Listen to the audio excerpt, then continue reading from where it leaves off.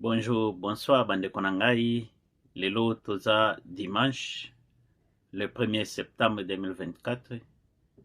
Je viens au devant de vous encore comme promis, que tobanda koya kukutana comme en famille quoi, tobanda ko solola makambo ya mboka, to solola makambo ya Congo, parce que c'est ce qui nous préoccupe beaucoup plus.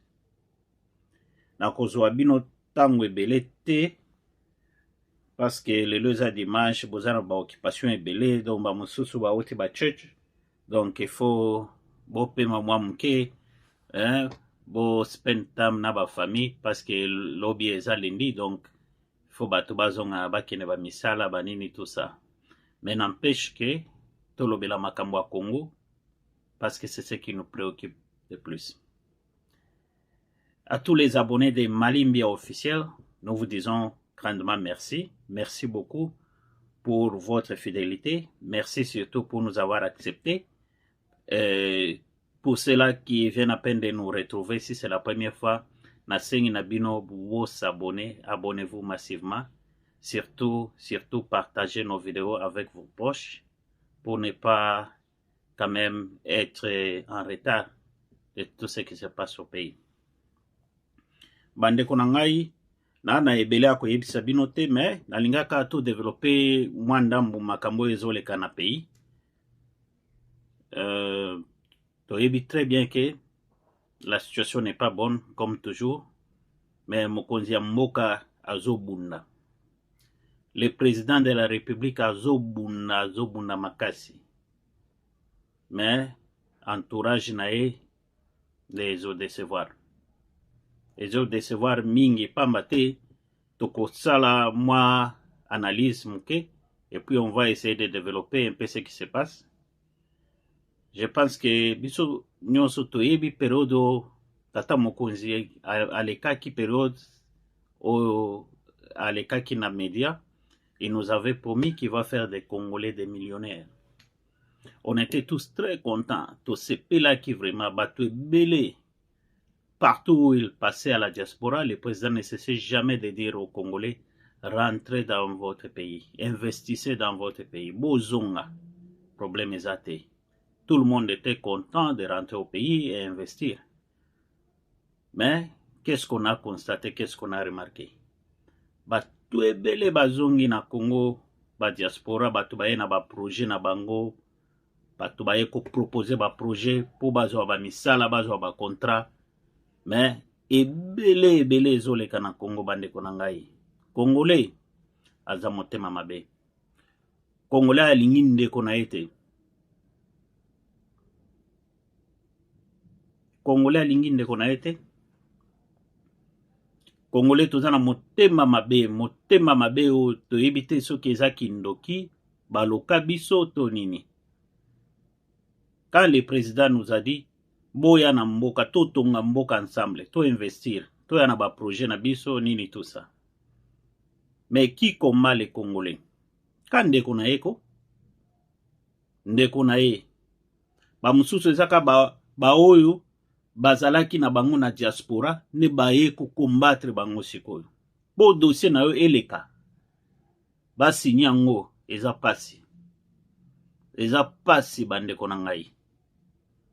Ba témoignage auto recevoir ya bato ba okoma na Congo ba proposer ba projet na bango pour vraiment ba signer yango na titre ya émission ya lelo tolingaki to yela bino ka ndenge boyokaki na ba nouvelle o elekaki mikolo surtout semaine o euti koleka na ebite soto benga ngo eza scandale à la primature o mama Judith akoye na mutambo moko boye a commis victime ya rétrocommission tonini.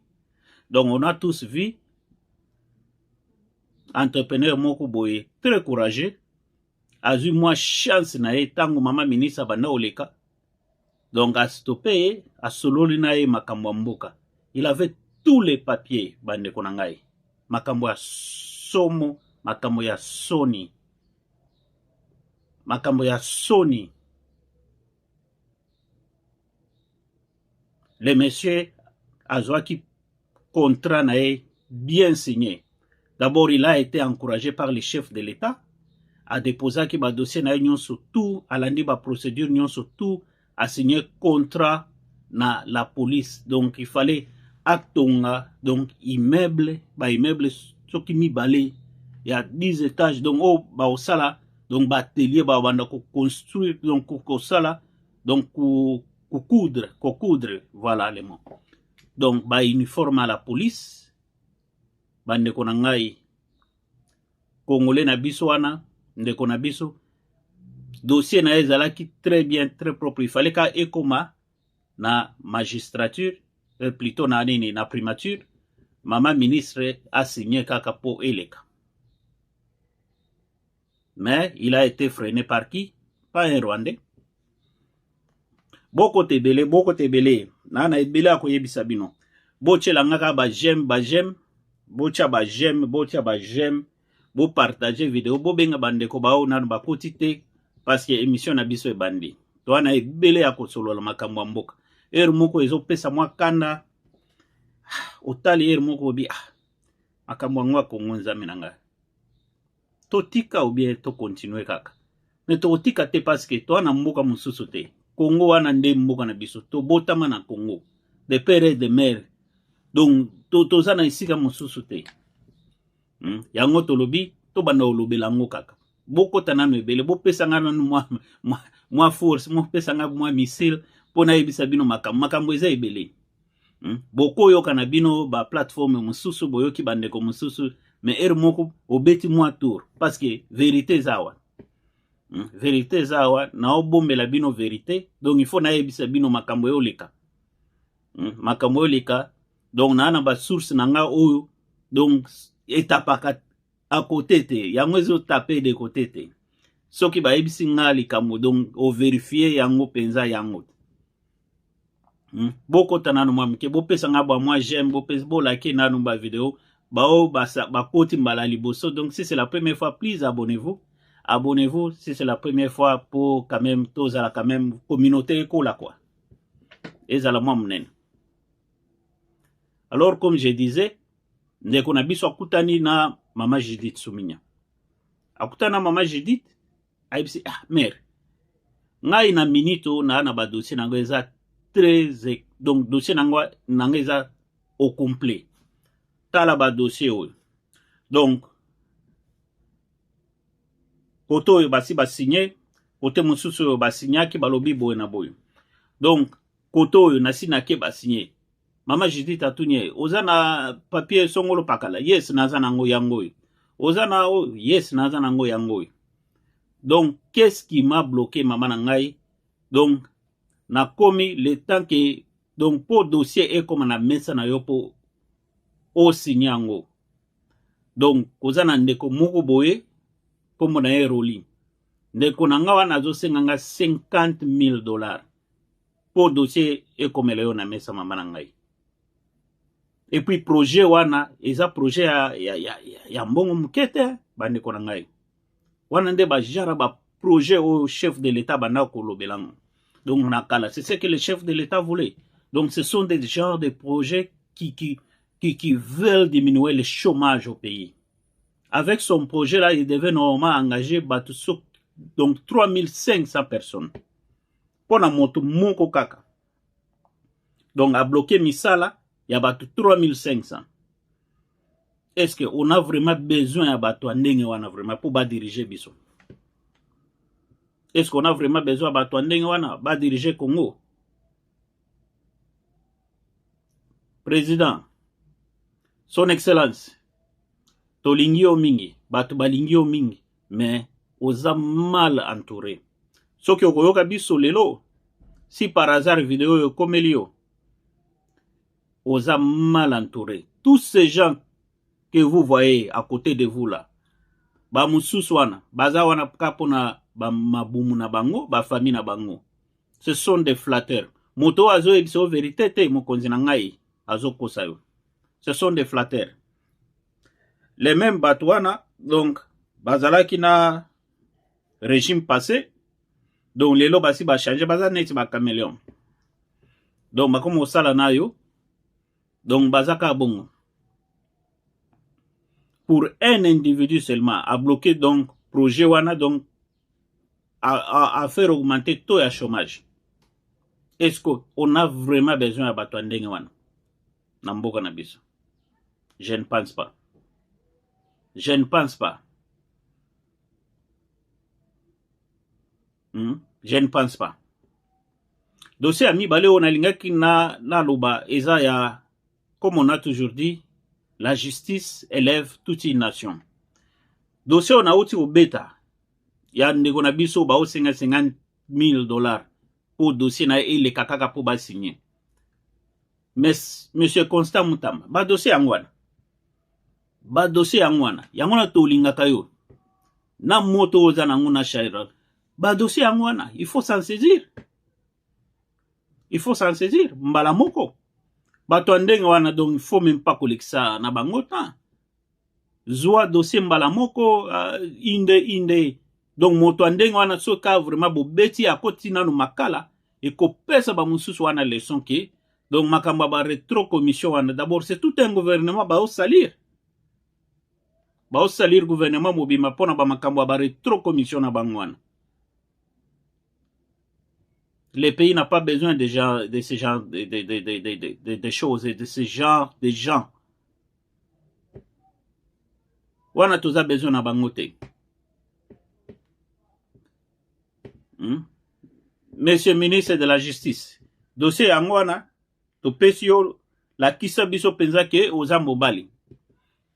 Oza mobali penza, zwa dossier angwana, jo wana donc à répondre nanu na ba acte na ya buzoba wana donc ndenga sali wana, donc on ne peut pas quand même vivre comme ça. Donc le président ne peut pas quand même travailler avec les gens comme ça. C'est pas gentil, c'est pas bien. Wana eza ko aider mokonzi mboka te. Eza ko aider te. Donc yangwana donc to sengi vraiment que la justice fasse son travail. Hein? Bo convoquer quand même moto wana bo entendre. Et puis, maman Judith, toyebi, donc, tang banomaki yo, donc, toyoka ki vraiment ke, yo sakanakate maman nangai. Oza très sévère, donc, tu es vraiment strict, donc, ba dossier angwan. Si le monsieur pareil vraiment continue à travailler à côté de vous, vraiment, wana azo salirio. Azo salirio, donc, il ne mérite même pas d'être dans ce gouvernement-là. Il ne mérite même pas d'être à côté de vous. Yangwana na lingaki ka na senga na interpeller moi muke bakonzi ya mboka ke vraiment totala musika to aider mokonzi ya mboka ba pays mususu ya Afrique ezo kene liboso ezo se développer mais Congo na biso tozonga kana sima eza bien te dossier mususu bandeko na ngai nalingaki tolobela pe makambo nini ya sortie médiatique ya ndeko Martin Fayulu oyo auti mikili ya poto à partir des États-Unis. Fayulu asengi dialogue. Makambo yango ya dialogue oyo tolembiko bandeko na ngai na mboka oyo tokozala na ba dialogue combien? Ça fait combien de fois tu dialoga na mboka? On a beaucoup dialogué dans ce pays, mais rien n'avance. Qu'est-ce qui se cache derrière dialogue ya Fayulu? Et puis, on va dialoguer avec qui? On va dialoguer avec les étrangers, on va dialoguer avec Nanga et sa bande, on va dialoguer avec les M23, on va dialoguer avec les Congolais en famille, ou bien on va dialoguer avec qui? C'est la question que nous nous posons tous. Mais, voyons voir. Je ne sais pas où on va arriver avec ça. Mais, comme je vous avais dit l'autre fois, bao balanda kangai très souvent. Donc, beaucoup yoka, et puis beaucoup se rappeler makambo na ebisa kibino. D'ici décembre, les choses vont basculer au Congo. Les choses vont basculer. Toyebi ba politiciens na biso toyebi bango bazaka neti ba caméléon kutu bazaka na sonité baza na soni te bo mona ndenge donc ko banda ko changer mbala moko ba couleur d'ici décembre,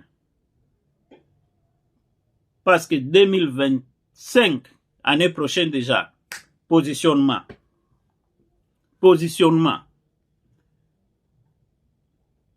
batu na batu ba ozala déjà donc na ba compte na bango donc ba se positionner déjà ezaka bongo. D'ici là le président Félix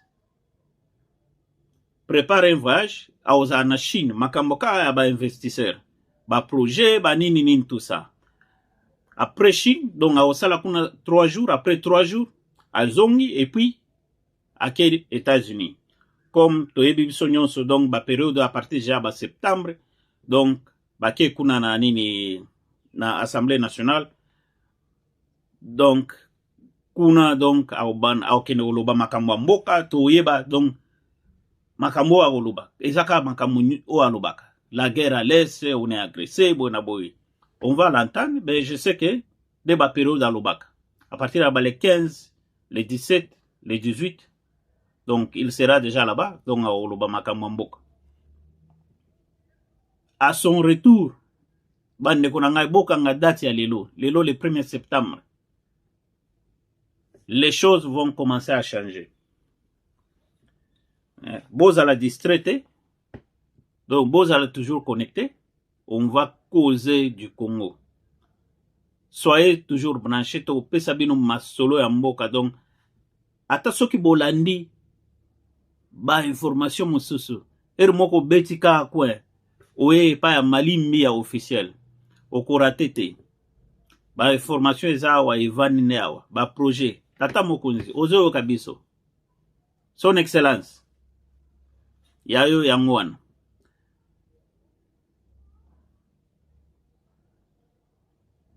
quand le président se prépare pour aller en Europe, ba mususu bazo préparer comment ba okende oyiba ba mbongo, ba mususu ba se préparer comment ba okuvoyager na mokonzi ya mboka bokende koyokisa biso lisusu soni kuna.